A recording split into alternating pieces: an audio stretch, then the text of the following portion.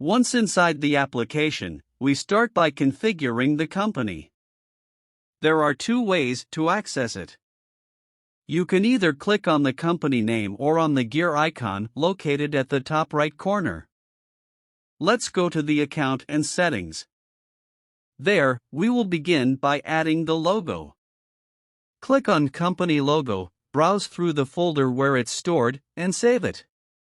In the following box, we write the company name that will appear on different forms, such as sales and purchase orders. If the legal name is the same, then check the corresponding box. Write the Social Security number if applicable, and save it. We scroll down, and in the Company Type section, we select the appropriate option from the drop-down menu. Then, we write the sector in which the company operates and save it. Continuing down, we come across the Contact Information section, where we find the email address, phone number, and website if applicable. If we want the same contact information for reaching out to the client, we check the corresponding box and save it.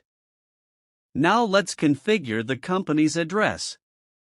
We enter the address, street or avenue, city, state, and the postal code. We check the boxes for contact address for the client and fiscal address, then click on Save. Next, we check the box to make the address the same for the client. In the Sales module, we customize how clients view the forms. We click on the Customize Appearance button. A new window opens, and we click on Edit. Here, we see several tabs to edit the forms.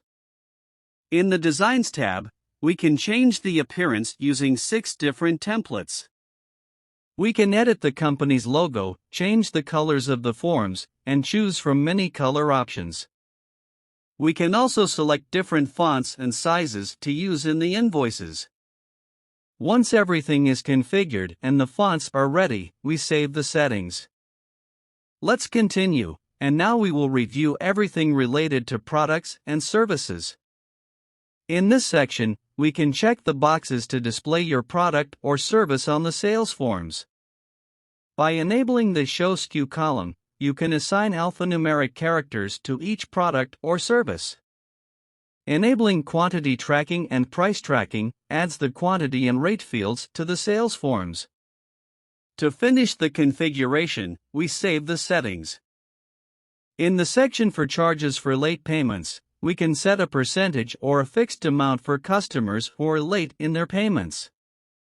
This can also be modified later for each individual client. By enabling progressive billing, we can create multiple partial invoices from a single quote. In the email messages, you can use a welcome message in different form formats and send a copy to your email. In this section, automatic reminders are sent to clients for payment collection. Under Online Delivery, we have various email options for all sales forms, allowing you to insert a PDF. In the summaries, you can generate a statement of account that includes all outstanding transactions for a client. Always remember to save any modifications made. Now let's configure the company expenses. By activating the first item, a table for products or services is added to provide details. You can show the label field, track expenses and items by client, and ultimately, make expenses and items billable. Additionally, default payment terms can be set for suppliers. All of this can be modified later when creating a purchase order. This section allows you to choose your own numbering system. If left blank, QuickBooks will assign purchase order numbers automatically. You can also send a default message on purchase orders. In the message section, you can customize or use a standard message and choose to send a copy to your email. Save the configuration at the end. In the worked hours section, you can determine the first working day of the week. In this field, when entering timesheets, you can specify the services performed. In the timesheets, there is an added checkbox to indicate whether the activity should be billed to the client. If you invoice clients at a different hourly rate than what you pay your employees and subcontractors, you can leave this field blank. In the Advanced module, we will look at the final configurations. In the Accounting section, we determine the first month of the fiscal year and select the accounting method to be used, whether it's accrual or cash basis. We save the settings. In the Company Type section, we select the tax form that applies to your company. In the Chart of Accounts module, you will find the list of default accounts used to categorize finances, such as income, expenses, capital, etc. You can activate the checkbox to display account numbers. In Categories, a class field is added to the forms, allowing you to assign transactions to different segments such as departments, locations, and product lines. In the Automation section, certain fields in the form are automatically filled based on the last saved transaction for that customer, supplier, or employee. By enabling automatic bill payments, payments are applied to the oldest outstanding supplier invoice. In the Projects section, you can view all sales, expenses, and timesheets associated with each project.